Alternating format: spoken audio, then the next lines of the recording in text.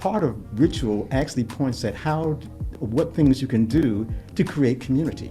And Africa has always saw that this gathering of people to show off their talents, to show off their music, to show off their dance, that is the way to keep a community together. That is the way to keep the community thinking about the things that you want the community to think about, the episodes from history, the things from life. All of that has always been a part of the African tradition of forming community. So theater is a very big part of that component of getting some of your best minds to think about how we want to structure what we want to teach the next generation.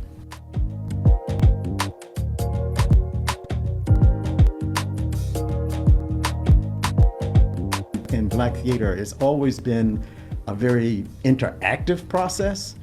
Even when we talked about movie theaters, I know when I was a kid, when we went to the movie theaters, it was very interactive.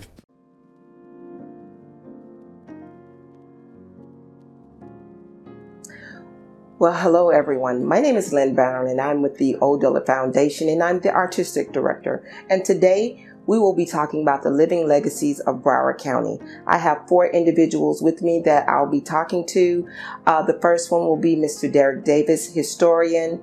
We will have Mr. Perry Thurston, who will deal with politics. We have in the arts, Mr. Christopher Dorsey, and in literature, Mr. Samuel Morrison. So, good day. Mr. Davis, how are you? I'm doing fine. Great to be here. Awesome. So, Mr. Davis, why don't you just give us a little bit of history about yourself? We want your history today. Okay. Yes, I was born in Miami. And growing up, the 2 biggest things to me were church and comic books. Okay. And from comic books, from church, my mother started a church that's actually now up in Pompano. For one time, it had a branch in Miami and in Pompano. And I had 3 brothers. And my oldest brother can sing very well. So I said, you know something, I'm not going to try singing because he sings too well. I had another brother, Marshall Davis, who was great in art. And since I love comic, I said, well, I'm not going to go too far in art because my brother is going to beat me on that. So I said, what is the other thing about comic books? I said, writing. So I said, I want to learn how to write. Okay. So that way I would be able to do that. And from writing, I got interested in journalism. Actually, the way I got into writing was in comic books. They used to have all these ads about various things you can get. You can buy slingshots, you can do things. Next had a writing course in there. Mm-hmm. So when I was very young, I saved my lunch money and actually paid for a writing course from the comic books. Wow. So when I got older in school, I was still playing around with writing. Mm-hmm.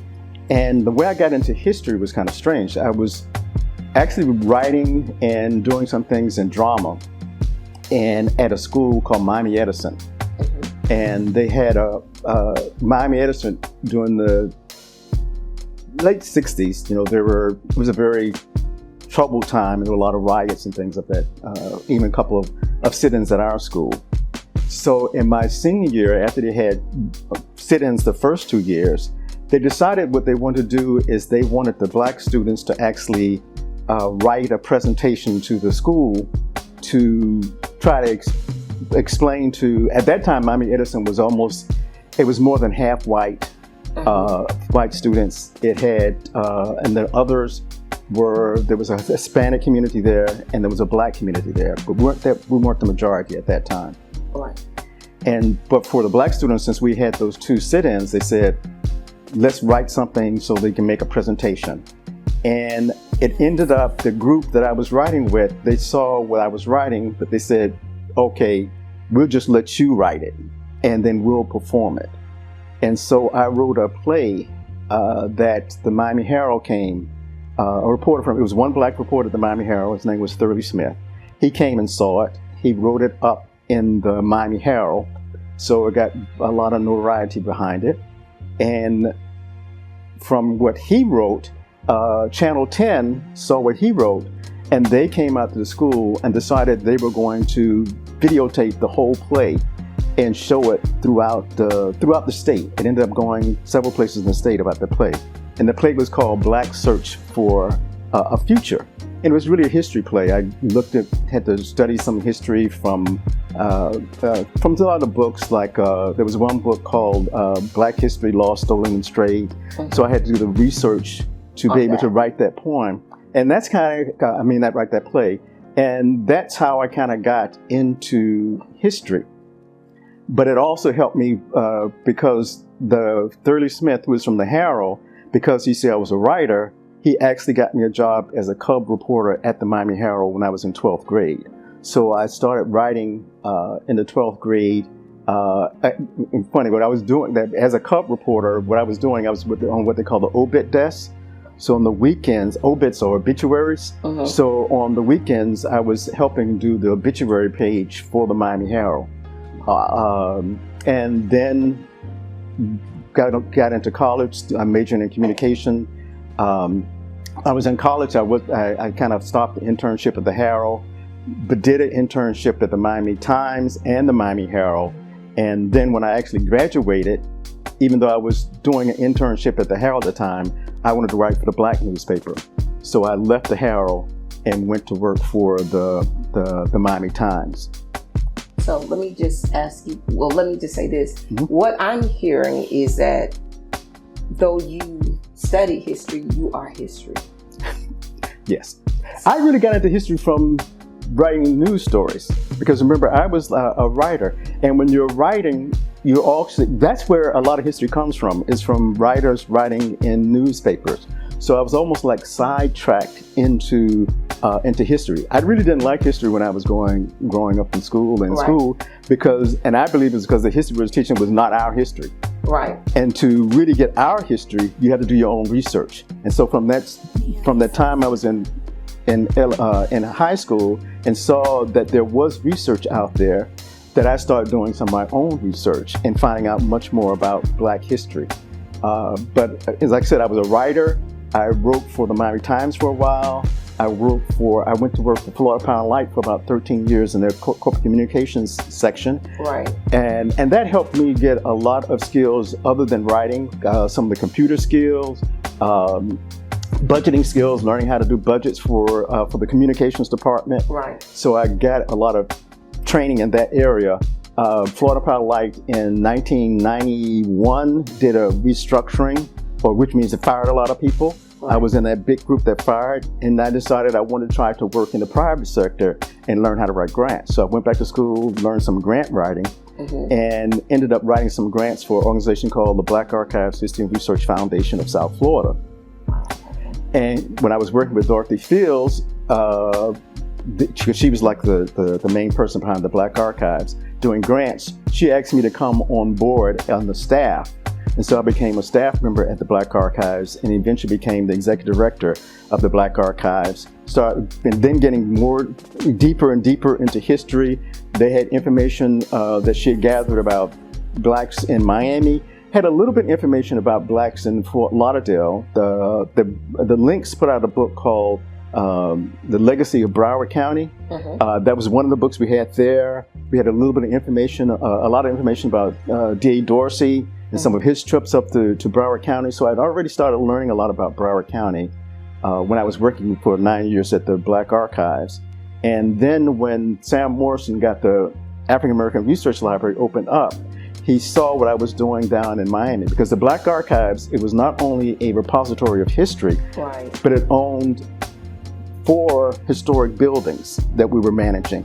And one of the buildings was a theater, and which we were doing things for the theater. So when they opened the African American Research Library, it had a theater. We also had buildings where we were doing gallery exhibits and museum type things. They had the museum there, and we were doing programs in some of the other buildings, like the Dorsey House. So I had kind of experience in all 3 areas that it kind of expanded the library. So I got to work at the African American Research Library when it opened up. And after, I think I worked there for 5 years, and then there was an opening at the Old Dillard Museum. And so I applied for that, and I became the curator of the Old Dillard Museum for about 10 years. So my life kind of like directed me into history, and with some of the places I worked, like at the Black Archives, working with some of the associations, like the Association for the Study of African American Life and History, doing things like book talks. And actually, a lot of the history I learned was from actually doing programs, bringing people in, talking to scholars. Because the beautiful thing about working for museums is you get to talk to a broad spectrum of the community. Right. You get to talk to activists, you get to talk to scholars, you get to talk to artists. And what you're really trying to do at the museum is bring all of that together. Right. And as you're doing that, you actually start learning a lot about your culture, about the history, about the philosophies. So that's kind of like how I got my background in history. So basically, your life, your path had already been paved out through comic books. Yes. It was the comic books. The comic books that got me... got you hooked, and then just took off from there. So what I'm hearing is that you are history. You've gathered all of this history. So when is the book coming? Which book? The comic book or the book? When is the book your history? My history? Now that I don't know. I've tried some comic books that I created a character. In fact, that character I created I called them Skeeter, which is short from, for me, it was like the short term we used for mosquitoes was Skeeter. Right. And I actually started writing the short story, the little comic strips for Skeeter when I was working at the Miami Times. They wanted me to do a column, and they wanted to, this, very, scholarly talk about the community column. But what I actually did was I started a comic script that had in fact, it was just one panel, and then I would write a story. And it was actually stories about Black life. Right. Through this comic book character called Skeeter, who, like me, at one time we lived in Scott projects, so I came from the projects, right? And I would write about this kid in the projects and some of the things that he encountered in experience in the community. So, with that, do you ever think about bringing Skeeter to life now? Yes, like I said, I did do about. I actually published about 3 of the comic books about Skeeter. Okay. And as I was doing it, and it's funny, the way I did it, like I said, I didn't get heavy into drawing. So when I actually created the comic books to Skeeter, I learned from another writer who was actually using computer graphic software to do 3-dimensional characters. So I actually created the comic book using software that was actually designed to do animations. So each panel of the comic book is actually using animation software to create these images. So I really could have, and one day we'll think of how to take that type of software to actually make that comic book into an animation. Well, that's the next thing I was going to say is what I'm hearing is that Skeeter needs to come to life as a real person. And so that way, because our kids in our community need to know about Skeeter and the things that he's experiencing. Because if you look at today, as opposed to yesterday, Skeeter will take on a whole different life. Yes. And even with that software, the other thing that's I keep bouncing around in my mind is that there are a lot of historic characters. Now I'm working with the Old Dillard Foundation. I work with the Trailblazers of Broward County. I work with Pompano with the Ely House that they have. Right.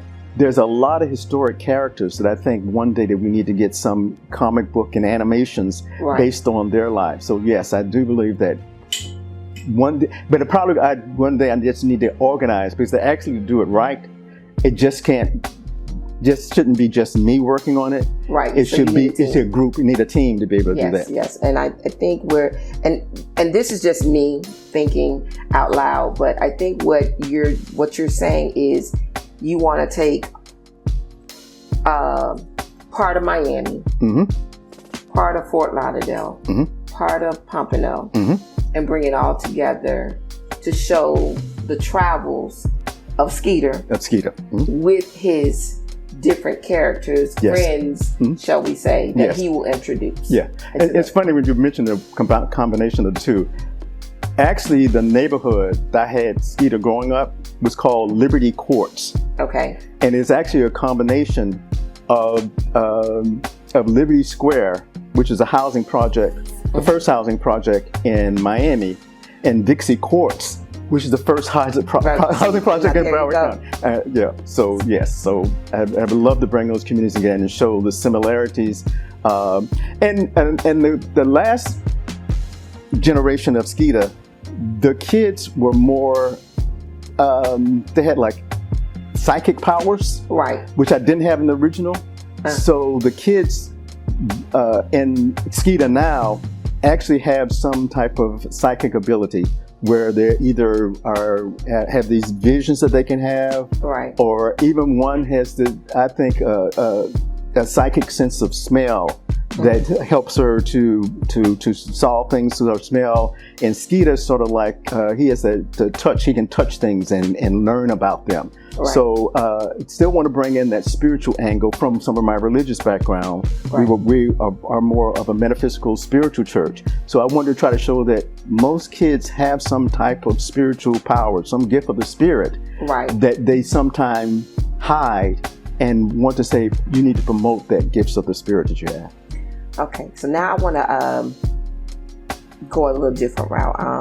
I just watched a documentary recently called High on the Hog on Netflix. Okay. And that documentary was basically about the Gullah Geechee community in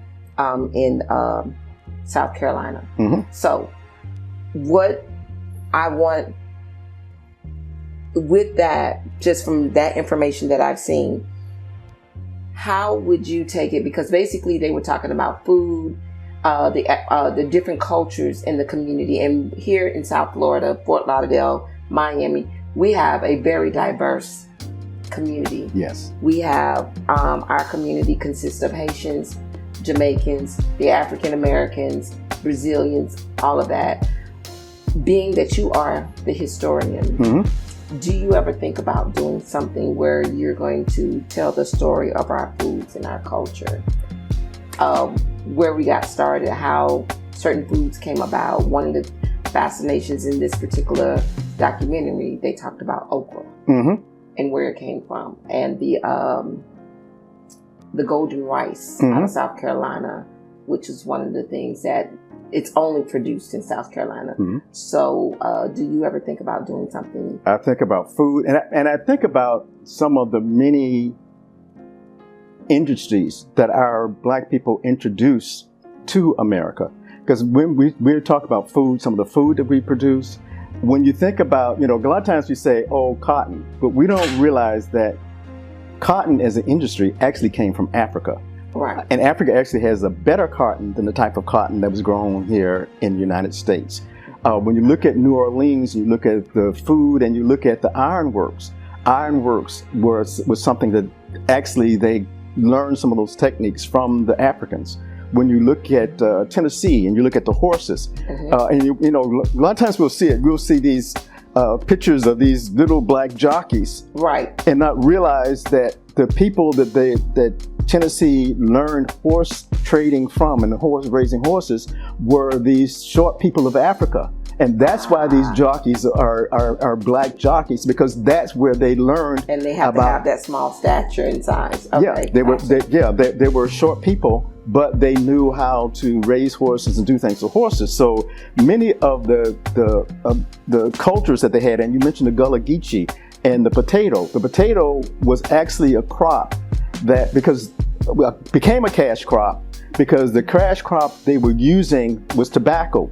And the way they keep doing tobacco over and over and over again in the land, it wears out the land can't grow tobacco anymore. And what they found out was some of the black people were actually, because they knew how to do potatoes, to actually feed themselves because they weren't getting enough food, they were growing potatoes like they had learned in Africa to grow potatoes. And then they picked up the culture of now making this potato that the Africans knew how to do and making a cash crop after they made the land where it was no longer good for tobacco.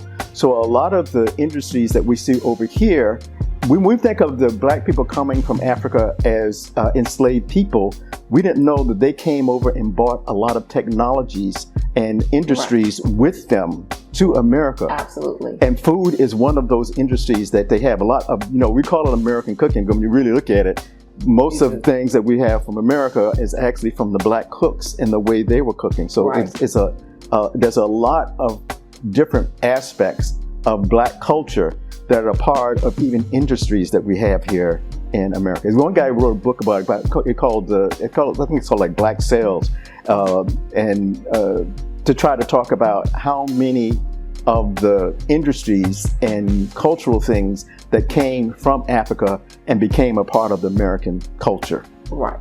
And so with that, because I'm just playing over in my mind some of the stuff I saw in this documentary, and one of the things was like oysters. Mm-hmm.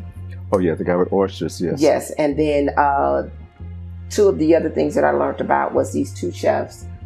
One was the chef for George Washington, and his name was Hurricane. Mm-hmm. And Mr. Hurricane, he was so famous that he was allowed to be free under certain conditions. Mm-hmm. But George Washington felt that he was gonna try to run away and be a free slave altogether. Mm-hmm. So he threw him back into slavery. Yes. And said, no, I'm not gonna let you be free. But eventually he did escape and become a free man, and then went on to die. But and then the other one was Mr. Hemming, that was with he was the chef for Jefferson. Mm-hmm. And same story. Each one of these men, they became famous chefs, and they had all these different kind of cuisines that they created, even down to the macaroni and cheese that we eat today. Yes. Mr. Hemmings was basically the force behind that. Behind macaroni and cheese. Mm-hmm. So I think that being that you're the historian, I think that this is something that we need to look at doing, or you need to really, really look into doing, with how to take from the different cultures that we have here, and show the different types of foods that each black segment has. Because being that we have the African Americans, and then we have the Haitians, we have the Jamaicans, we have the Brazilians, and we need to show that one type of special food that everybody has, and just really make that big, and then make it a big community so that it doesn't die. Yes. And it doesn't get smothered into a commercial thing. And it doesn't get lost in history. Yes, it'll get lost in history, and you'll think that mac and cheese is something that some other culture created when it really was made famous. It's more. And then oysters. You're talking about the guy with the oysters. Crabs invented macaroni and cheese. That's what I know. Yes. Mm-hmm. So yes, we need to really tell our history, and being that you are the historian. I'm giving you that job. Oh, well, thank you. It's a wonderful job. It's something that I would love to be able to do.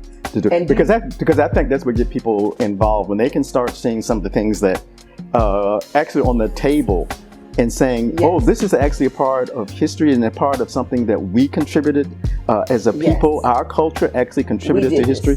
Yes. Because the thing about history that I think is the most important is that I think studying history gives you a broader look at who you are.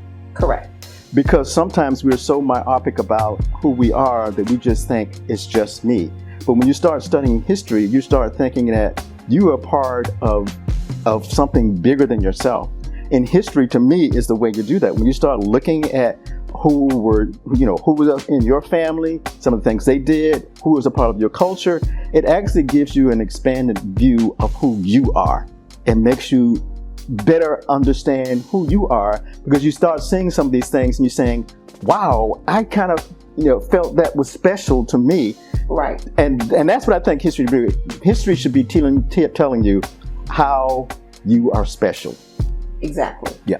Yes, and I think we need to do that. Well, Mr. Derek Davis, I want to thank you for just taking this opportunity to come and sit with me today to tell us your history and your story about you, because a lot of times we see you and we know that that's Derek Davis, but now we know it's Derek Davis, the historian. Yes, thank you.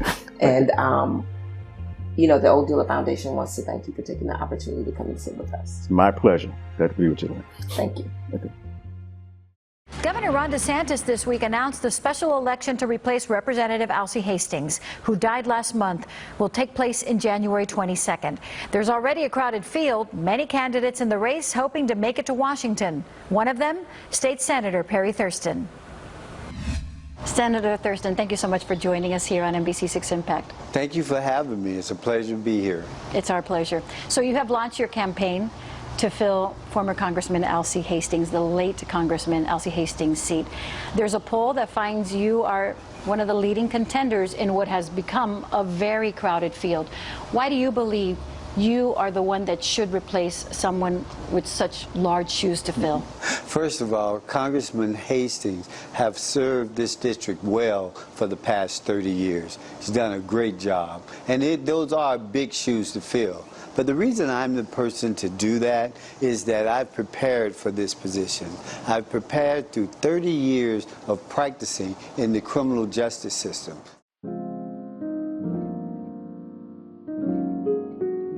Well, hello, everybody. Once again, this is Lynn Brown, and today I have with me former Senator Mr. Perry Thurston, who is also Attorney Thurston. Welcome. Thank you, and thank you, Ms. Brown, for having me. You're so welcome. So we want to just get right into this. We're not even going to mince no meats.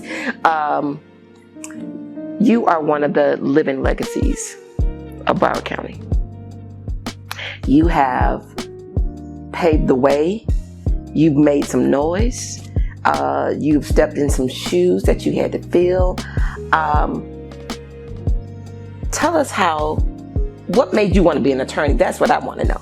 Well, I mean, I wanted to be an attorney based on some things I heard when I was matriculating through Morehouse College up in Atlanta, Georgia.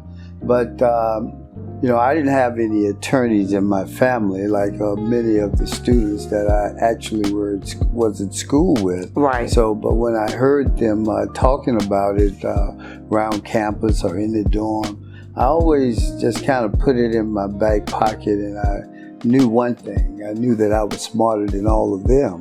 Okay. So I figured if they had fathers who was attorneys or judges, they may have had an inside track, but nothing that I couldn't catch up to.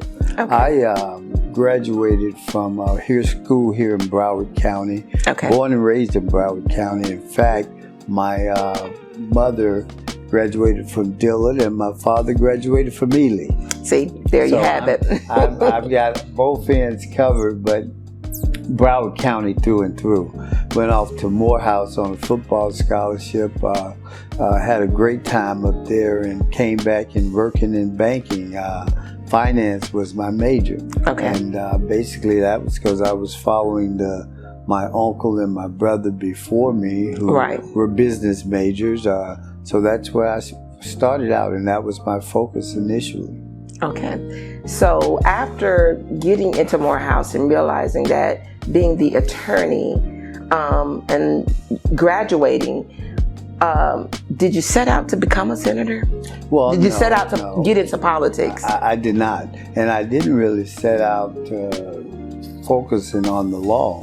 I was working at the bank and wasn't happy there because of some things that were going on that I thought was a little bit racially tinged. Right. So I was just going to take their tuition refund and go and do law school at night. And I only applied to the University of Miami because they were the only one that had an evening program back in '84 when I went off to law school. And that's how I got there, thinking I'm going to go in the evening. Took the exams. They offered me a full scholarship. Wow. But I had to go during the day. So I had to leave my job and become a student all over again. But it was a good move. And that's how I went into the law. when I got into the law, I started with the public defender's office, representing lots of people in my community, seeing what they were up against in the criminal justice system, seeing lots of the wrongs that were being perpetrated, and wanted to do something about it, and that's what happened. The politics came years later, after I had been practicing for at least 15 years here in Broward County. Left the PD's office, opened my own firm. A position became available, and my good friend E. Pat Larkin is a city commissioner in Pompano, and that's who indicated to me that he thought I should go and see if I could become the next state representative for the community. So in traveling down that path, I want to kind of like not backtrack, but move forward into today with some of the issues that we are encountering, where we see a lot of police brutality. Now our Black Lives Matter, dealing with issues where it seems like it's us against them. Yes. What is some of the solutions you think we could have to level out? Because we know that we hear people, well, there needs to be diversity classes for the police officers, and then the community maybe needs to understand a little diversity and all that other stuff. And we need to be more understanding of the police officers because they're putting their lives on the line. What would be the happy medium? Well, I think that all of those things are extremely important. But I also think that, when you say let's look at society, where we're at right now, I think what I see, if you look at state government and what's going on in Tallahassee right now, I think it's very divisive and it's very mean-spirited. Very. And when you have that type of mean-spiritedness and divisiveness, I think you got to depend a lot more on the local and the national government.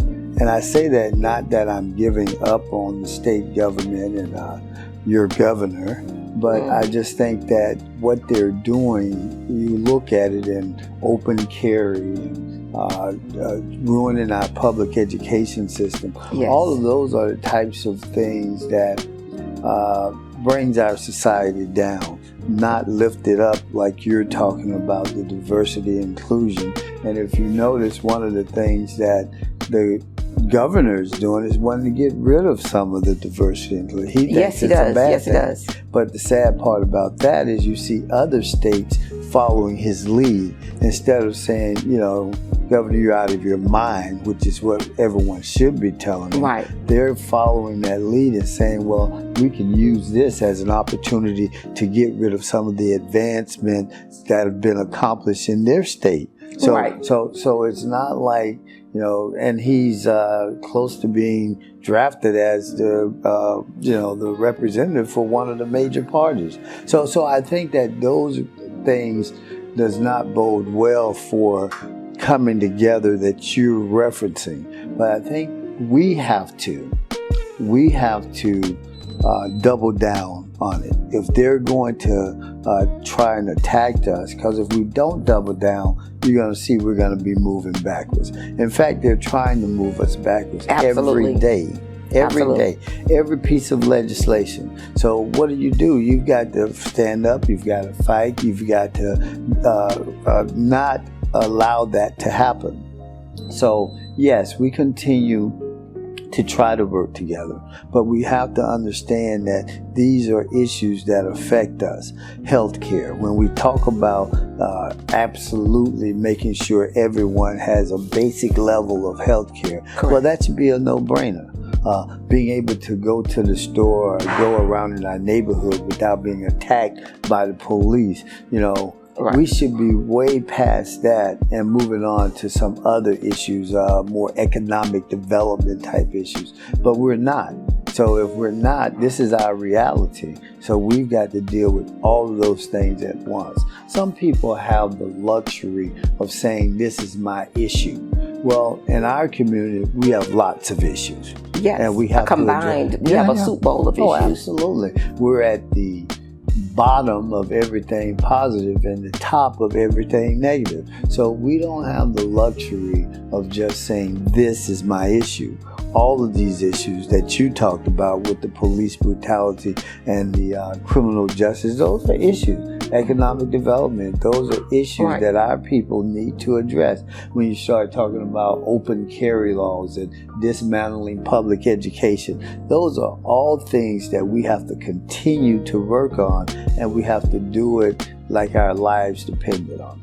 So, doing it like our lives depend on it, how do we, or who do we get, and how do we rally up our community to say, hey, we in trouble? You know, it's funny you say that. I remember when I was in Tallahassee and we were having this debate. It was on Obamacare, and we were trying to push the issue that here's an opportunity for the state of Florida to participate, to make sure individuals that look like you and I were going to have insurance, which certainly would have took care of a lot of these deaths when COVID-19 came in. Absolutely, when we were arguing those issues, we didn't know we were getting ready to have a pandemic. We didn't know that, but we could have seen it. So I think that, you know, I was at a meeting and I was telling some of the members of my organization, I said, you know, we're standing on the top of the desk, setting our hair on fire. We might not have the votes, but you as a community have to see and recognize this and get engaged. And the gentleman at the meeting says to me, well, Thurston, you need to engage us. I was like, well, you know, they switched it on me like, you know, you didn't get us engaged. I'm telling them, you need to be watching what we're doing and respond to it like, you know, in kind. Right. But he was like, well, why didn't you engage us? And I'm like, well, what do you think we're doing? Well, you know, right now, if you look at first week of a legislative session, the things that they're proposing, open carry, firearms, universal vouchers, those things will hurt our community like nothing else. But, yes, you know, but it shows on the news and it's over and that's it. You know, the governor's deciding he wants to remove people from office. You know, we let it go like it's nothing. Right. You know, these are things that we need to be protesting about, walking in the streets, just like we want to protest George Floyd's death. We should be just like that. Just absolutely. Think about it. When it comes to health care for our community, that should be a major. You know, there are communities and industrialized nations that everybody get basic minimal health care. Right. And we're one of the greatest countries in the land and one of the richest states. We can do better, but we've got to push our country and our state to be all that they can be. And it's up to us to do that. So I'm going to ask this question. How do we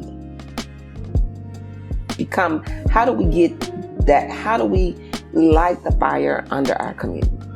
That's a $1,000 question there because, you know. I ain't got it. Well, I mean, you know, sometimes people say, well, how do you even just get people to vote? I remember I was at a rally and my wife was saying, well, why you got to feed people or give them trinkets to get them to show up to do that which they ought to do?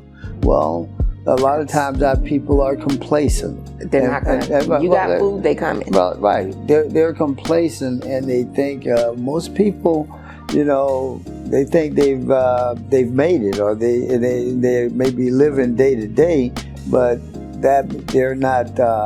You know, when we were struggling as a people, then it was easy to get us to come together to get work on issues. But now you have people who may not be concerned about this issue. Right. You know, I've got my health care, or my kids, I can put my kid in a private school, so I'm not worried about all the kids in the neighborhood being able to get a quality education. Well, that's a problem, and we need to understand that, you know, we have an obligation to help those others because we were helped through basic public education. Right. You know, just because you can do a little better, because you have health insurance. Then you have the financial means to take care of your kids. But I think that's one of the things that the pandemic showed us. It's not just about you, because if your neighbor is going to be affected, then it's going to ultimately affect you as well. Absolutely. And certainly as a Black community, we need to realize that. Yes. So I think the way we address it and get people engaged, we have to show them how it affects them and why they need to be doing the things that we're asking them to do. So now let's go back to being the lawyer. Okay. So as being the lawyer, and we have kids out here now who are thinking of pursuing careers. Right. What would you tell that kid who desires to be that lawyer? What do they need to do and prep for? You know, it's so funny you said that. I speak to the youth who look like me and you every day. In fact, I was at this program Handy just last week speaking to some kids about just the law. And they ask the most interesting questions. But, you know, what I tell them, and, you know, I answer all of their questions. Because, you know, you got these kids today, you know. They know. They know. And they own it. And they're not asking you, and they don't want no BS answers either. Exactly. They want to know, well, what do you think about this? What do you think about this? And they always want to know how much money you make. Cause, that's our kids, and that's just the way they are. Right. But what they say to me and ask me is, well, how long did it take you to become a lawyer? And you mean after I get out of high school, I got to go to school for 4 more years, and then I got to go to 3 years of school, and you think I want to, you know, I'm tired of school right now. Right. So what I say to them in that regards is, I can honestly say to you that, you know, I'm just turning 60, but out of all those years, the 4 years that I had at Morehouse College in Atlanta, Georgia, the 3 years that I had at the University of Miami in law school were some of the best years of my life. Now, you know, I didn't have a lot of money back then. Right. And I have a little bit of money now, so I can do the things that I want to do. But even without the resources that others had, or that I wish I had when I was in school in Atlanta, meeting new people from all over the world. And the same with the University of Miami. I was there from 84 to 87. I like to call those the glory days of the University of Miami. But great years. And I wouldn't trade it for anything. And I would rank it right above the top years of my life in terms of my experiences. So I tell them that that's something that they should strive to be. Increase your education, better yourself, get better opportunities. That's what it's about, creating as many opportunities for yourself as you can.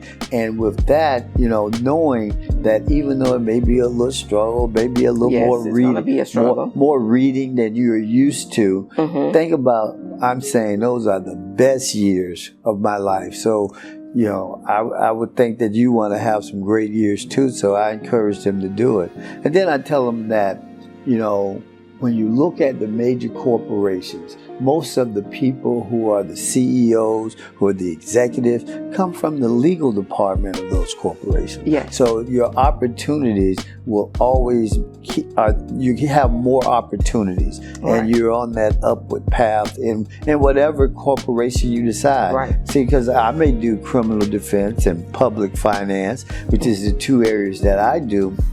But you may want to be a real estate lawyer. You may want to be a sports lawyer. You may, whatever interests you, you can take the law and apply it to that field. So that's why I think you should do that. You have so many opportunities. So my next question would be, now that you're at this point in your life, what office would you consider running for at this point? You know, funny you should ask that. I didn't set you up to ask that, but I'm glad. But I'm glad you did. You know, you started out by saying, you know, I've done this and I've trailblazed, and I have ran and held many offices. I didn't always win, and there's some things I would like to have done. Right. But what I'm doing is, in fact, within the next election cycle, which is 2024, I'll be running to be the first elected tax collector in Broward County. Back in 2017, we passed some laws that says that every county has to have certain constitutional officers. Right. And one of the major ones you're going to see is Dade County.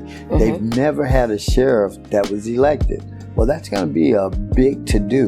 Well, here in Broward County, we've never had a tax collector. So I'll be running for that office in 2024. So even though you gave me accolades for doing this and doing that, Right. I'm still on an upward mobility. So I've got some things that I still want to accomplish. And helping our youth also is one of the things I look forward to doing. But that would be my next move. Okay. So now, this is a question.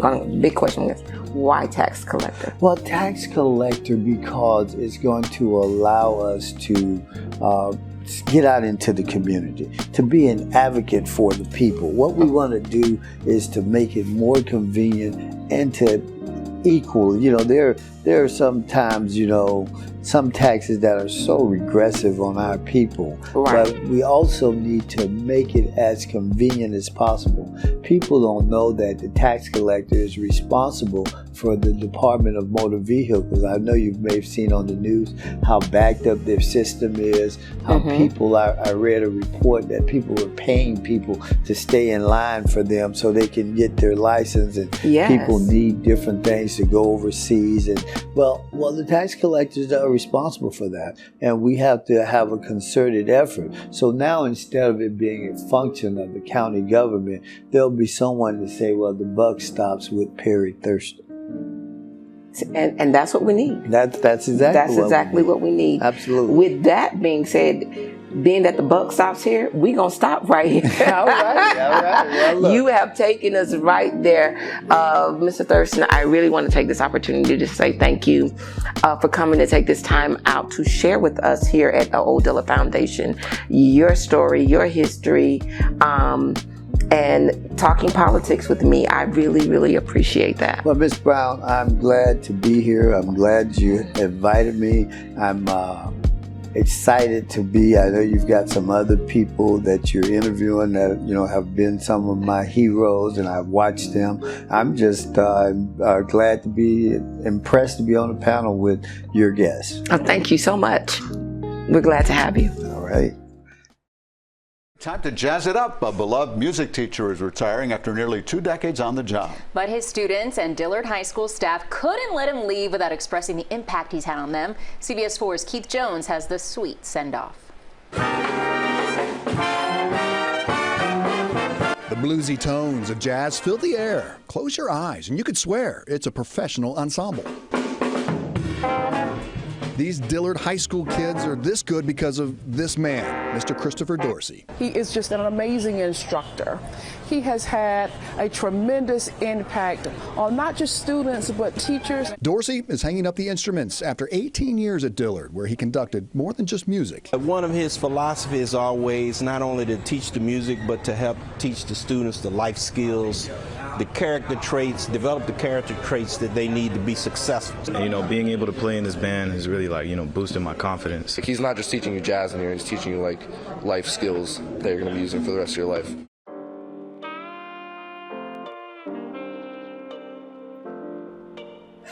Well, good afternoon, everybody. This is Lynn Brown with the Old Dilla Foundation, and today I have my special guest, Mr. Christopher Dorsey,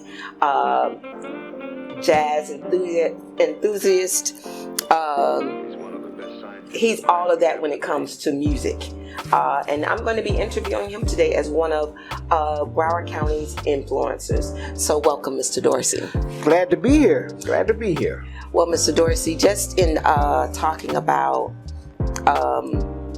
your career and some of the things that you've done, can you just let everybody know how Mr. Dorsey kind of got started in music?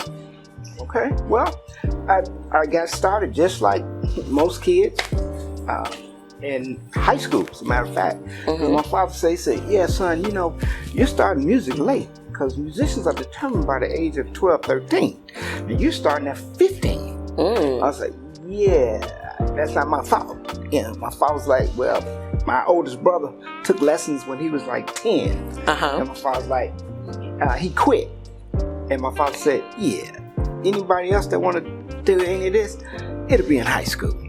So I had to wait to high school. But the bottom line is, I was so motivated and I wanted music so bad that I didn't let anything stop me. Right. And when I was in high school, I caught on so fast that I got a scholarship to Jackson State.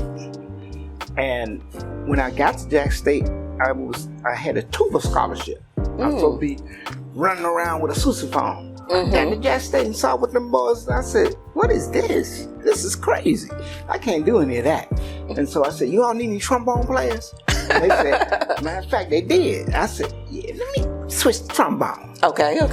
And the rest is history. Okay. I was at Jackson State. I did my 4-5 years at Jackson State. I was in the Sonic Boom of the South for 4 years. Okay. And I thought it was 2 years too many. Okay. Because I was done with all that after my sophomore year. But it was great because I learned a lot of leadership skills because I was a section leader for 2 years. Okay. Graduated, didn't know what I wanted to do. Didn't want to be a teacher. I knew I didn't want to do that. I went up and I taught a little while in Lexington, Mississippi. Didn't like it. Quit. Like the first month, gave it up. I said, yeah, this is not for me. Went back, I was driving a truck.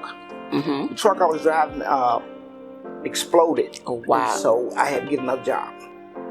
And it just seemed like nothing was going to work out for me. And one of my professors at Jackson State, he said, hey, Dorsey, I got a gig I want you to do. I said, well, I don't play anymore. He said, yeah, I need you to practice your horn. I got something I want you to do. Not knowing that this guy did that to get me back on my horn and to get me prepared so I could go do an audition. And lo and behold, University of Florida was looking for minority fellows to go there because of course, they didn't have their quotas that they needed. Right. So I got a free ride to get a master's degree. That's what changed my perspective on music and education. I graduated from there, got my master's degree, and I said, ain't no stopping me now because I got the black perspective and I got the white perspective. And that's basically how I did my career. You know, because I said, you gotta be in the real world. Right. And I said, we gotta teach kids that they are gonna be in the real world.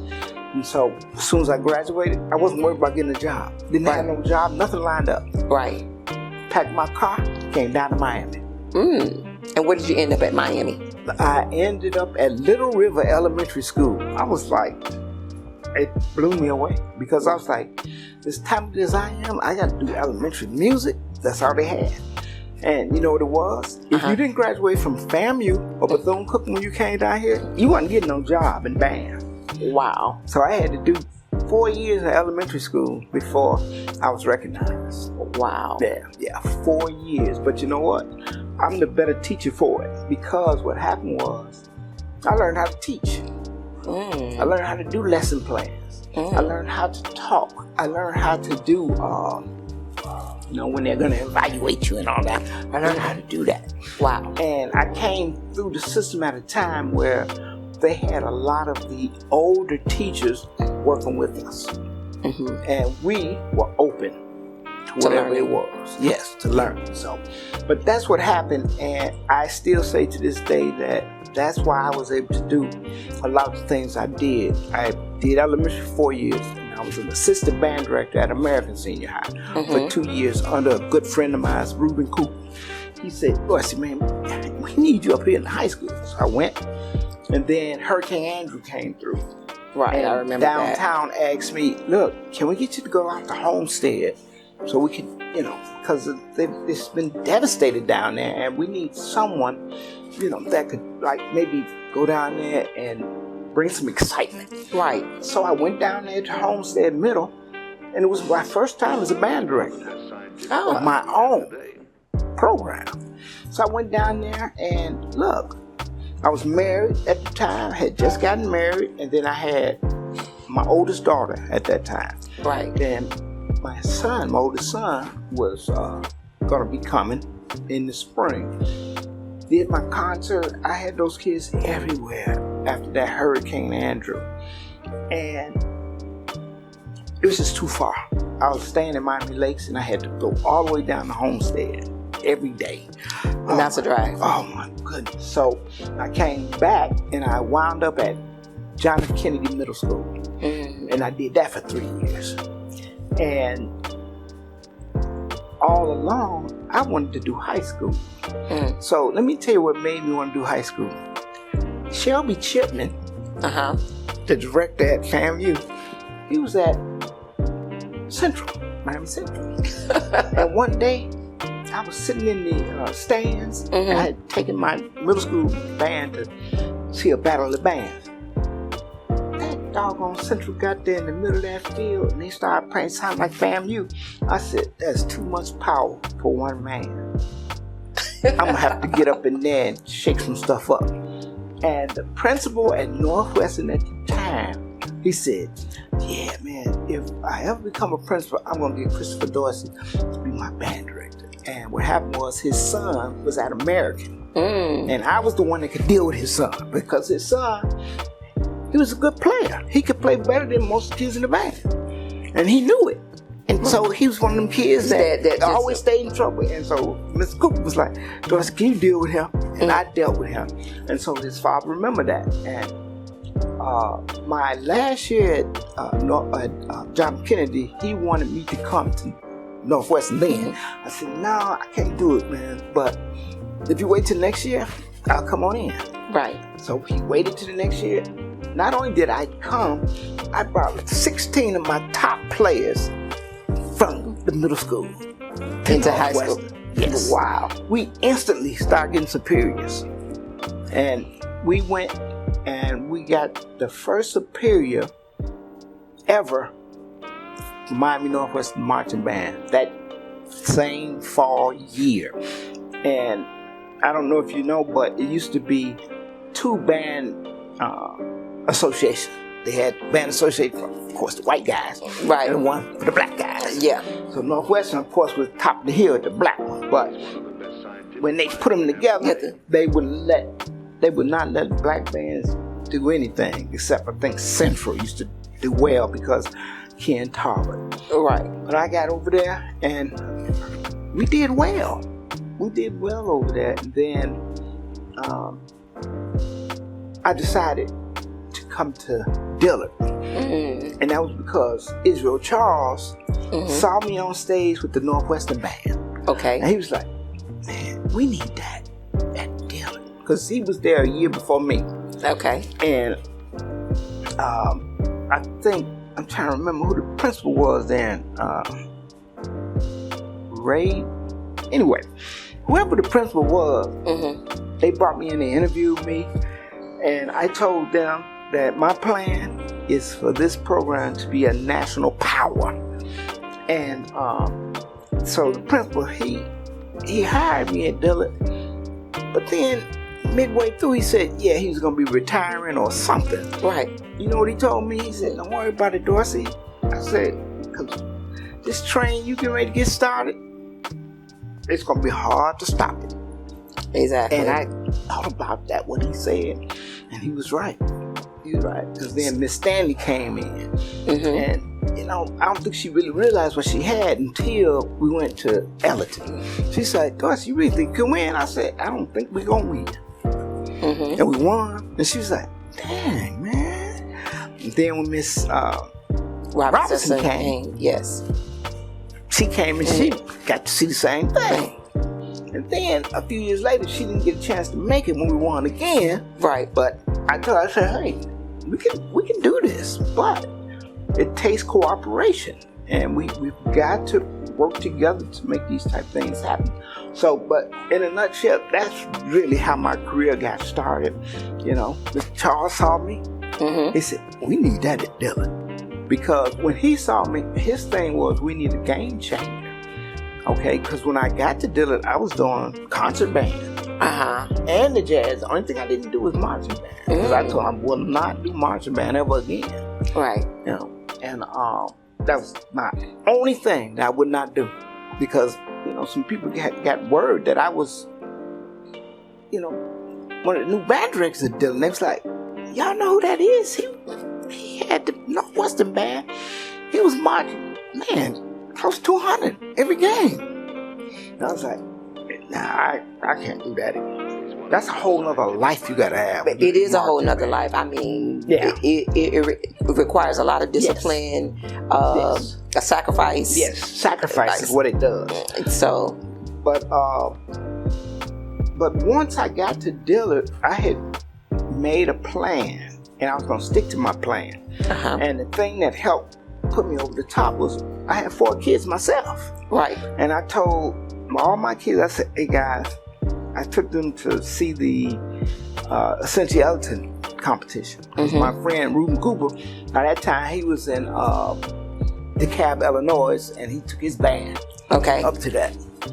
And I took my kids so we could see it. And I think my oldest daughter was in 8th grade. I told them, I said, mark my words, we're gonna be on that stage. Hey, by my daughter's senior year, yes, I had them there. Let's see. Then the next year, my son, her senior year, we came in second. First time we was ever there. And then the next year, we came in first place. And the next year, first place. And no, we had a very good run because I started in 2010, and I stopped competing in 2020 or whenever the pandemic 2020. The pandemic came because we did 2 years online. But that last year, I was going through some health issues, and I was like, I'm done. Right. So I was finished with that. You know, I had won it 3 times. Came in second place a couple of times, third place a couple of times. Honorable mention. I never came in less than 4th place. You know, in the 11 years we did it. I was like, man, so who's got a better record? I got one of the best records. Exactly. So now, what would you say to that upcoming band director that he just finished college? He knows he's going to have a career in band and in music. But what would be some of the things that you would tell him right now to look forward to in order to be as successful as you? Well, what I would tell a young band director, just a young person, be a student of your field. If you're going to be a teacher, an educator, always remember that you're going to always be a student too. Because as long as you're a student, you're going to always want to be better at what you're doing. I had a colleague ask me, said, how do you keep yourself motivated year in and year out? I said, because I always had a fear of failure. I said, I fear failure, man. I said, man, so I'm trying to figure out how can I do this better? Or how can I do this differently so we can stay at a high level? Because I get bored. Right. If I get bored, you know, students get bored. Exactly. So you got to change your approach. And then I would tell them, make sure you get mentors. But don't just get them. Listen to some of the things that you're saying. Exactly. You know, because they set a pattern for you. You know, use some of those things. You know, no one's going to beat Christopher Dorsey. There's only one Christopher Dorsey. Absolutely. But you can use some of the things that I did to help you to be successful. Because when it's all said and done, you're still going to have to put your program together and what you like. Exactly. And develop your ear, your sight. That's what's going to get you to that next level. You know, so studying, good mentorship, listening to the music. You gotta listen to this music. Absolutely. If you're gonna be a jazz band teacher, you gotta listen to jazz. Exactly. So now let's talk about being a jazz band teacher, listener. What made you focus on the area of jazz? Okay, so I always wind up telling this story. I said I never came into teaching to be a jazz teacher. I just didn't. I wanted to be a professor of classical trombone on the collegiate level. I never wanted to be where I was as long as I was. Right. I wanted to do my time and then move on. Correct. To the next level. And it just didn't work out for me because I had kids. And when you have kids, things kind of change. Right. You know, you may want to do certain things, but you know what? It might be better if I do this, this, and this. Do it this way. So that's basically what happened. I decided that you gotta have a group that you can get out fast and can help you move your program along. My thing was, I'll try jazz. Let me see if I can learn this. I played jazz. I always played it, but it just wasn't in my mind to teach it. And as I said, I got mentors, guys that were, you know, they were really into it. I got them. They started coming in, trying to show me a few things. And, you know, by trial and error, I learned how to do certain things. And before I know it, man, I was out there doing performances when I was at Homestead Middle. That's where it really started. And then when I got to John F. Kennedy Middle, I was all over the city playing, doing performances with middle schoolers. Wow. The difference was I had 9th grade. It was 7th, 8th, 9th at the time. Okay, gotcha. I was at one of the last programs to change. And then they finally changed, and I think I was at Northwest the year that they changed it. Because that meant that whoever went to that school lost their 9th graders and their 8th graders. Oh my God. Yeah, they lost 2 classes. I left a year before all that happened. And so now, but you and I ended saw it. I saw everything coming. I'm always listening. I was always a person that looked 4 years down the line. And my father taught me that. He said, hey man, always stay 4 to 5 years ahead and figure out what's going to happen now down there so you can be prepared. Right. And that worked well for me. It worked well for me. But that's how I really got into jazz, because like I said, that was never at the top of my list. Wow. So classical was the thing. That's what I wanted to do, because, you know, and then I found out I wasn't that good at that either. and I tell the guys that, you know, you graduate from college, I said, so you're a classical player? And name me the 5 top people that play your instrument in the classical genre. If they can't do it, I'm like, you're not a classical player either. You are a musician that's trying to become something. Now you got to decide what it is you're going to be. Exactly. Because that's what happened to me. I had to decide, you know, okay, are you going to be a classical trombone, or are you going to try to be good at some everything? Exactly. And when you're a band director, you got to try to be good at some everything. Right? Exactly. But that's how the thing got started for me. Like I always tell people, I said, I didn't get in this to do jazz. You know, it just so happens that's what I started jazz doing. became you. Right. Because I was always playing in bands. I always played in bands. So. Okay. So I want to kind of go back. You mentioned that your kids, while growing up, you had the opportunity to teach them. What would they say about Dad as a teacher?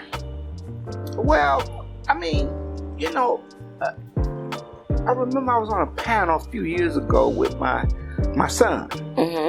And he was saying that, you know, I think everybody thought that it was really easy for his kids to be in his groups. But my dad is my dad. He was my dad, but when it came to being a teacher, he's very strict. And I remember one time we got into it, and he told me, he said, man, please, you can go to your home school. Matter of fact, I'm going to put you in your home school next week. Man, that cat got with me, and he was apologizing. He said, man, I didn't want to do that. You know? But he also showed me something that I liked. He showed me that he wasn't going to let nobody push him around. Right. Okay? And sometimes I would do that. Right. But I didn't just do that with my kids. I did with all of them. Right. You know, it's a young lady that's in New York now. She plays for the Saturday Night Live band. Trumpet player. Summer Camargo. Man, I used to try to push her buttons. I just couldn't push them. I couldn't do it. She's one of the most genuine people I know on the planet Earth. I just couldn't. I said, man, that's the first one. I just really can't. I know she would get, I would get on her collar, but she wouldn't let you push her over the edge. She wouldn't let me do it, man. I was like, I learned some stuff from her. If you hear this, see, I even learned from you guys. But she had patience, and I had patience, but I really learned some patience dealing with her. And then she was a section leader, and hey, she was rough with them boys because she was the only girl. And so she had to be. She already knew she had to stand. Yeah, she would be rough. She had to stand her with ground. She'd be rough with them. She had to stand her ground, and look, those guys was good too. And she was in that section with them. So, but with my own kids, I always tell my oldest daughter she was the one that it was the hardest on her because she was my first, and I was still learning how to be the dad and be the teacher. And sometimes she'd start crying. I said, go to the back, get yourself together, come on back. Or go out in the hall, straighten up. When you finish, come on back in. I mean, we kind of had that understanding, you know. But I think that because they were in my program, it helped them in a lot of ways, and you know, it made it hard for some of them too, because none of them are really doing music. They're not really doing music, and I'm not mad. It trips them out. I'm like, man, I don't want you to do no music anyway, because it's a hard field to be in. But now, when I say they're not doing music, I mean they didn't. That's not what they do. Because my son, he's teaching middle school or elementary, middle school, and I think he teaches. As long as your kids learn, they're learning, and they enjoy learning, and you enjoy teaching, you'll never work a day in your life. So true. That is so true. You will not work a day in your life. And I tell my kids, I said, I don't care what you do. If you decide you're going to be a custodian, be the best. Be the best at it, and make it into a job that you enjoy. Then that way, you won't work a day in your life. Exactly. And for the most part, my kids are doing that. I got a daughter in New York. She's doing real good. I was like, man, they pay you this kind of money? Then I said, you in New York, you need to be making that kind of money. Exactly. Now, can you take your student loan now? Exactly. Pay that. But like I said, when you have kids, you know, not always an easy thing. Right. Working. So let me talking about kids, not your own, but the kids that you've taught. I look at them, the ones that have gone on to be successful in music. I would say they would be the fruits of your labor. What do you feel about the ones that have said, you know, I'm going to follow what Mr. Dorsey taught me, and I'm going to take it to the next level. I want to push this thing further than what he actually gave me, but taking what he taught me to do it. Well, as always, I know that I have students out there. I mean, they're doing big stuff, man. I just told you about the young lady. Yes. You're on Saturday Night Live. I mean, come on. You know, little white girl in the back. I'm like, look at this here. And when my kids would audition for my program, I would interview them. Okay, because I wanted to know, why are you coming here? This is Dillard. We're in the heart of any city. I know you done heard the stuff they say about Dillard. Exactly. I would always put it out there. I put it out there for them. I said, well, you know, they say we this, we that, we this, we that. And they're like, yeah, they say it, but that ain't what I'm seeing. I see excellence. I said, very good. I said, because that's what's happening here. The program is about excellence. And once you get the students to understand that, then you'll start getting those type of students in the program. Exactly. Because what I did was we started getting students from private schools, from of course some of the high schools out west. I mean, but they wanted to do music. They really wanted to do it, and then they wanted to do jazz. Now some of them get into the program and find that, man, this is a very difficult field. Yes, it is. Anything worth having is going to be difficult. Exactly. Because if it wasn't, everybody be doing it, right? Yes, everybody be absolutely. doing it. So I'm always letting them know that I'm like, well, come on. You know, why do you think there's only a small percentage of people that even run the world? I said, it's a small percentage of people that run the world. I said, that's in the industry, any field that you're in. You're only gonna see a handful of people.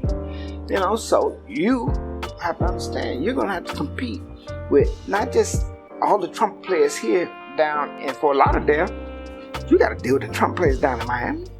Trumpet players up in West Palm Beach. Yes. I mean, throughout the whole state of Florida. So now you're all stater. That means that you are counted amongst the best. Right. All right. Now, what programs are you in outside of the state? So you're always pushing the envelope, trying to get them to see. And like I said, there's some kids that are, I get people that say, hey, Doris, did you see that your kid is doing this? That kid is doing that? I said, yeah, it's nice. You know, but I can't go to everything.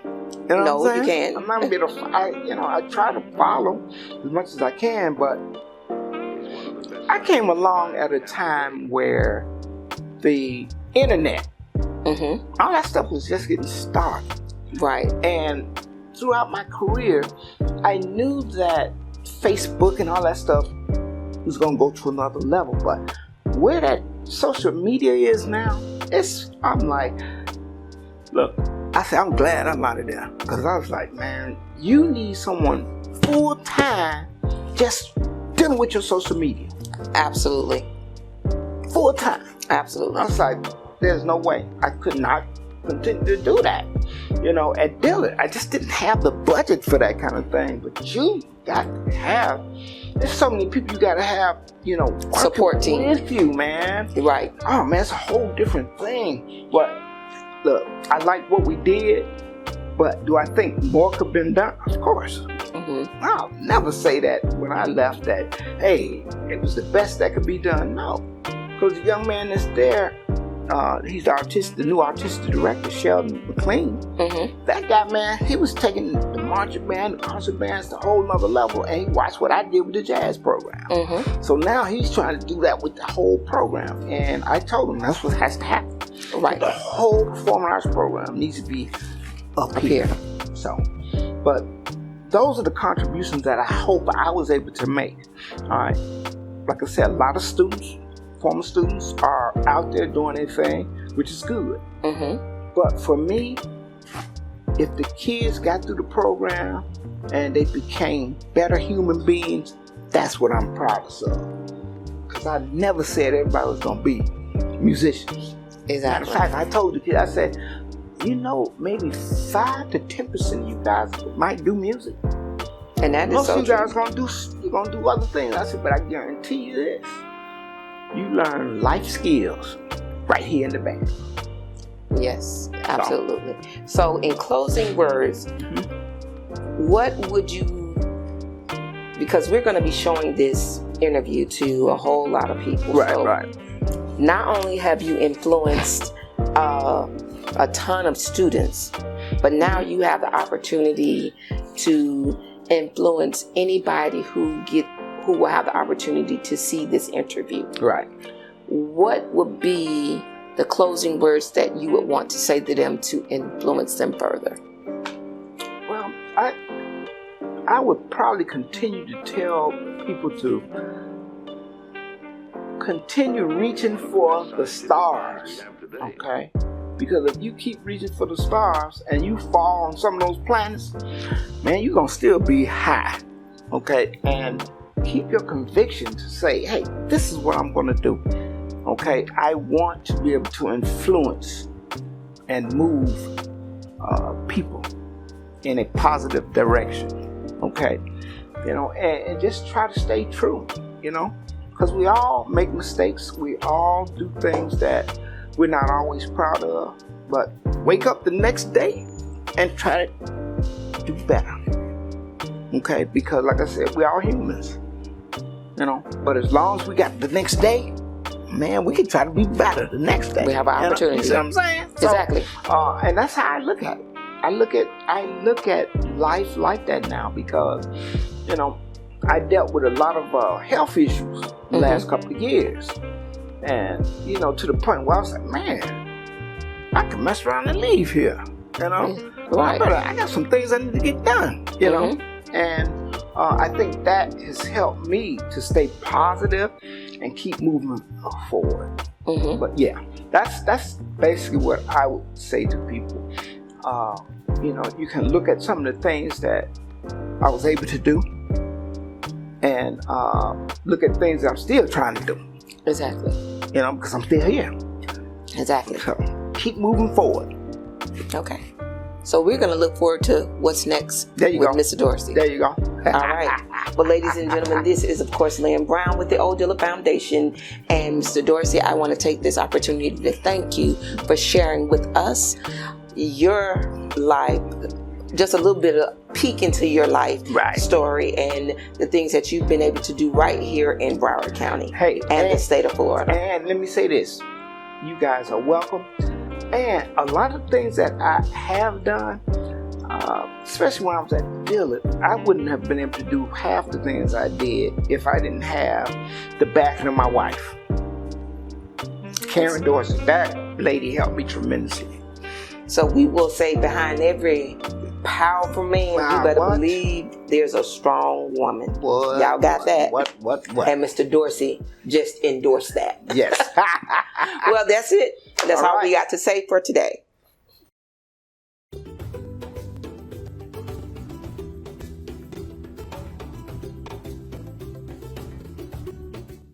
Hello, I'm Emily Calderon. I'm the Special Collections Librarian here at the African American Research Library and Cultural Center. We have the Samuel Morrison collection here at the Archives and Special Collections. This is Samuel Morrison. He was the former Broward County Library Director here, and he retired in 2003. He envisioned and helped create the African American Research Library and Cultural Center in Broward County. In the mid to late 1990s, he fundraised and helped build funds to build the center. And on October 23rd, 1999, the groundbreaking ceremony occurred. And there was a ground consecration ceremony, which you can see pictured here, blessing the ground and everything that was going to come in the future for the institution. And this is the program of the groundbreaking ceremony. And this is a newsletter. This is July 1998. Called Building Bridges, and Samuel Morrison used this newsletter to communicate funds, fundraising efforts, things that were going on in the community to help build Harwood. So the African American Research Library and Cultural Center is one of 4 institutions that is dedicated to preserving the African American culture here in the United States.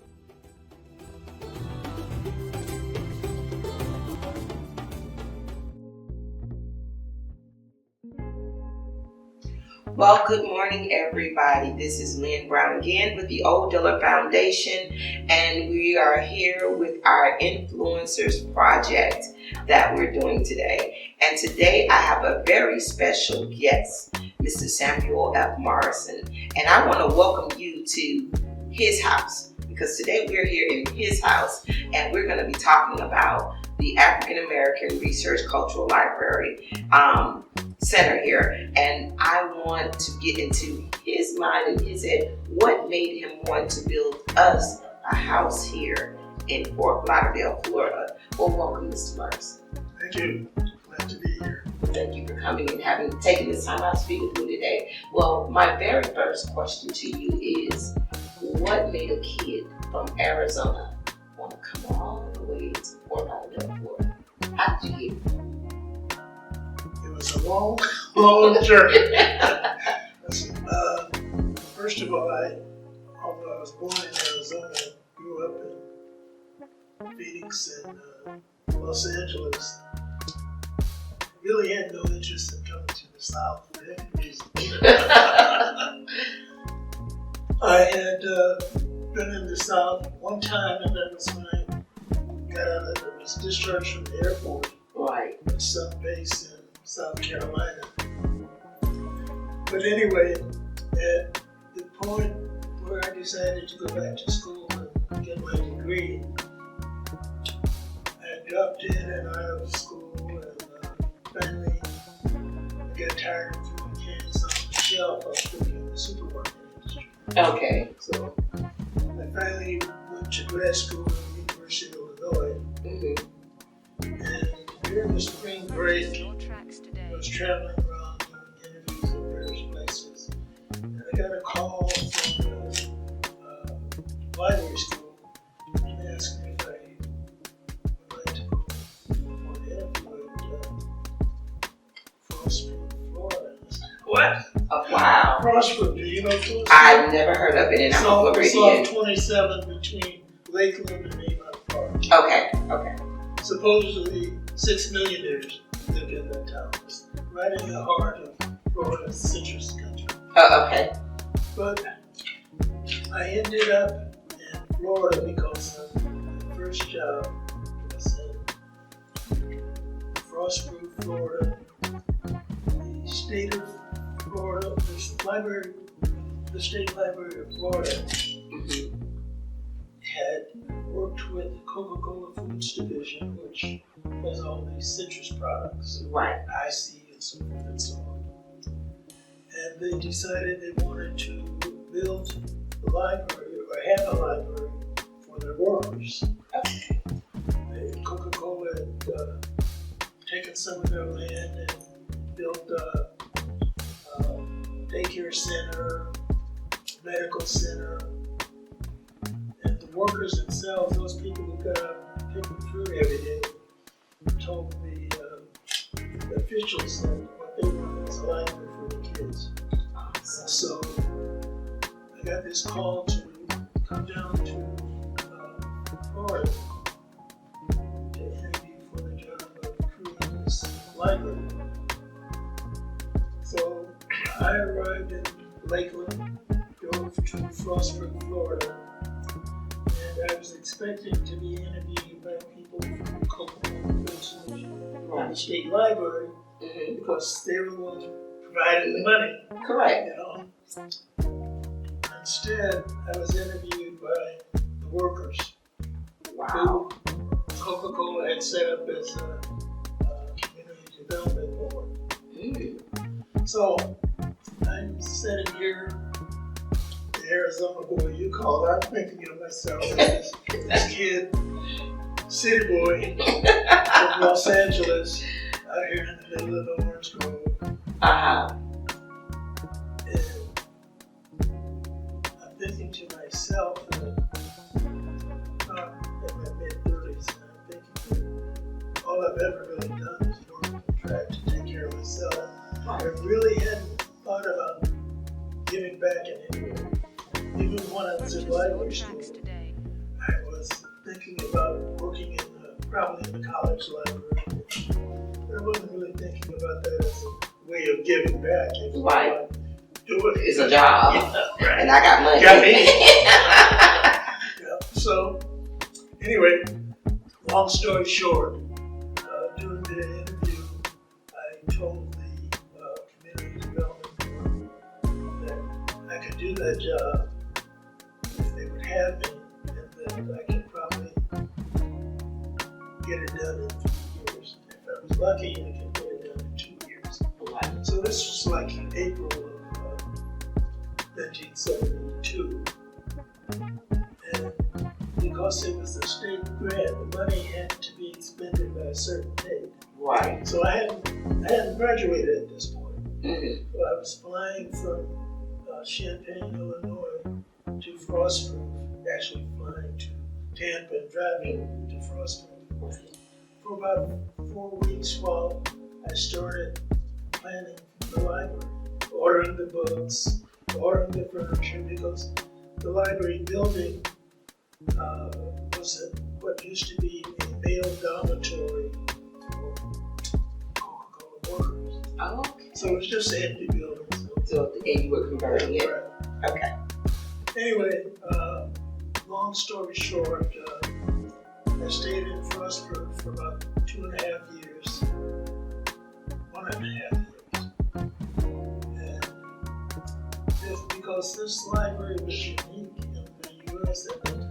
Right. The libraries, while a lot of libraries were doing what they call outreach, at that time none had actually started planning service to migrants, wherever they might be. But Florida's got workers going up and down the state for years, right, following the crops. So I did all that work and opened that library. It was called the Frostproof Living Learning Library Center. And because of that particular job, my first library job, I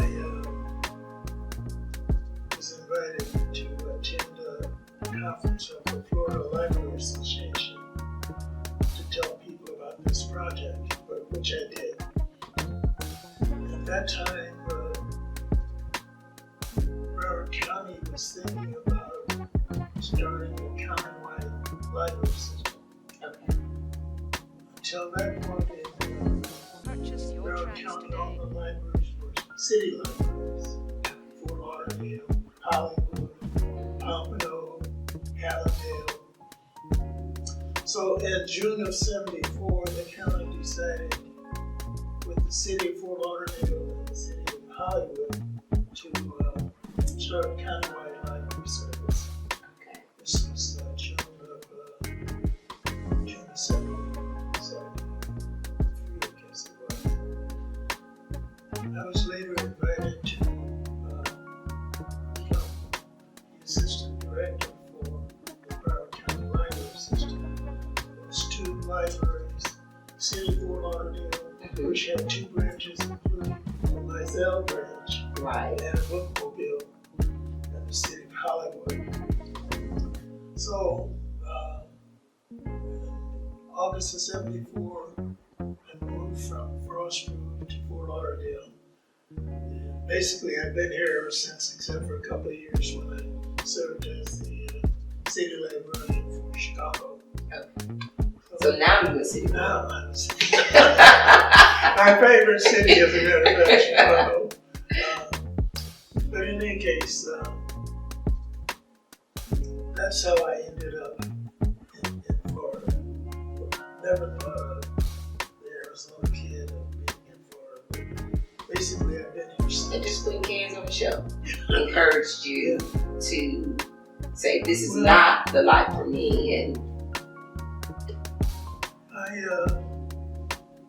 I'd always been around books. I had books, as a kid. And my family, we had a few books in the house.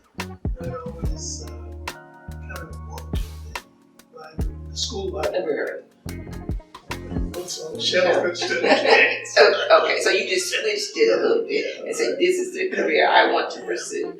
Okay. So with that, after coming to Broward County and realizing that, well, I want to go back to, you said that you never thought about giving back. So in the process, you realized that, when did you realize that there was a great need in giving back to the community at large?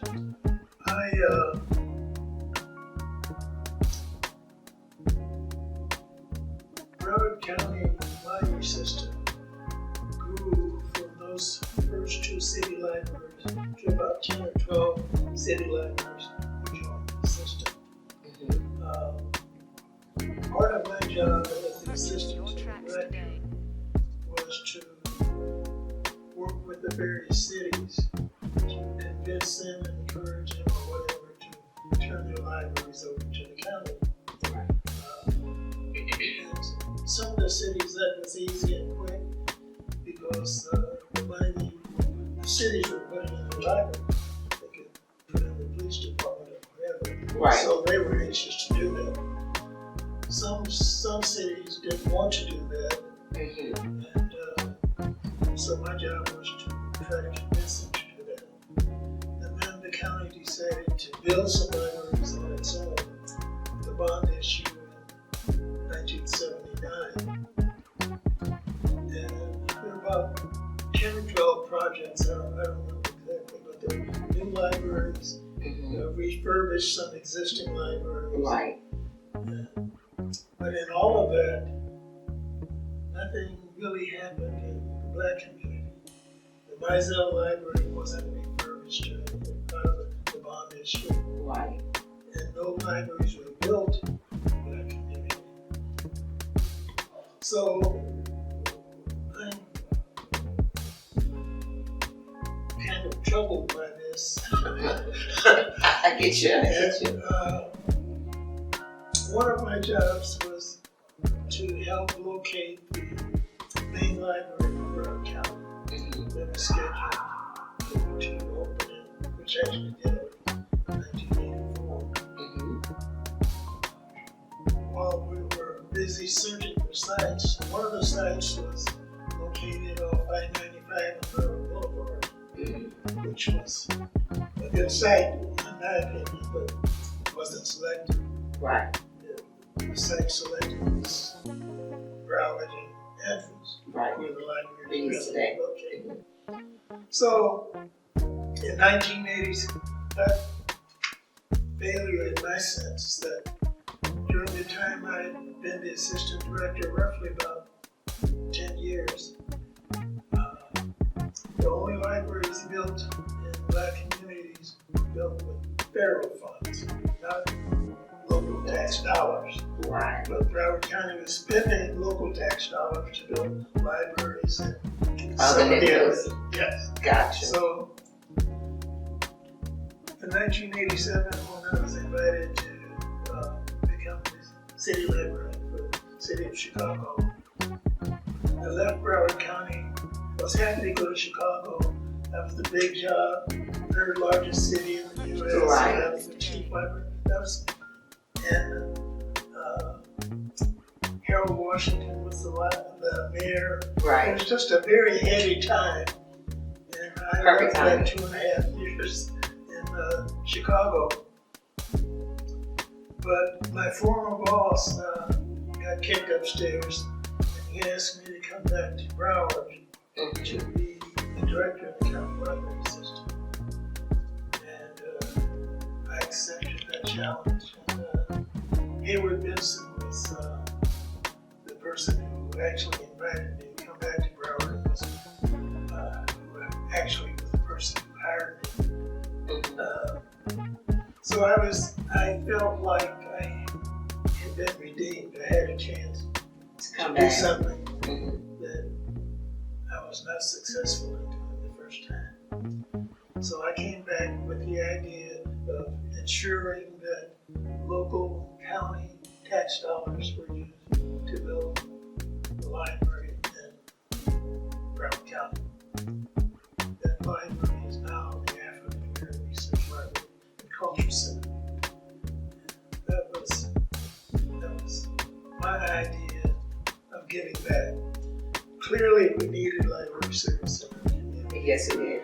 The Mizell Library was wonderful to have that facility in our community, but it didn't match the libraries that the county was building. The county was building 20,000 square foot libraries in cities like Coral Springs. So my idea, because I had visited the Schomburg Library in New York City and visited the Auburn Research Library in Atlanta, cities with great libraries in black communities. And I said to him, why can't we have something like this here? So the county had decided they were going to build a 20,000 square foot library. It's going to be probably would have been on 27th Avenue, maybe near Sister. So I began the work of trying to persuade my boss and other individuals that needed something better than that. That was my dream, was building the African American Research Library and Culture Center. So that was, I came back in 1990. It took me from 1990 to 1996 to convince people that we needed this. And I had a lot of help from the community in making this happen. The county was going to put X number of dollars into this new project that I thought we needed. Right. But the project was going to cost $14 million, and the county gave us the land, which used to be part of the park. Right. And agreed to put up X number of dollars. But I needed to raise $6 million more to make the 14. So, with the help of people like the late great deceased Ellen Walters, who was the president of the Friends of Bison Library at that time, she agreed to help me raise money in the community. Right. She set up a committee of individuals who were influential and known in Broward County. And the Friends and myself, we went to churches and clubs and organizations. I wrote grants. Eventually we raised the money needed to. And the groundbreaking in August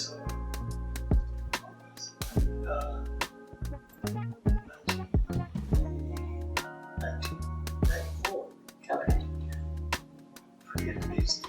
That's okay. These dates used to be. But that's all right. We got the books to go back and reference to, so don't worry about that part. But anyway, the library opened, and over the years we provided a number of programs and services right here in this building with the idea of covering and maintaining and presenting to our community the works of African Americans, not just in Broward, not just in Florida, not just in the U.S., but also in the diaspora. So, Right. long story short. Well, my question is, now that this is your house and you done built it, how do you feel coming back every now and then and looking, just observing? The library, the opening, that parking lot was, were you here at that time?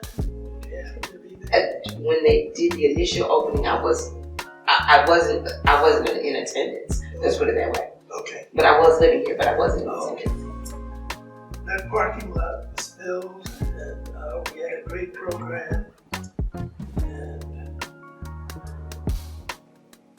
And by that time, I had moved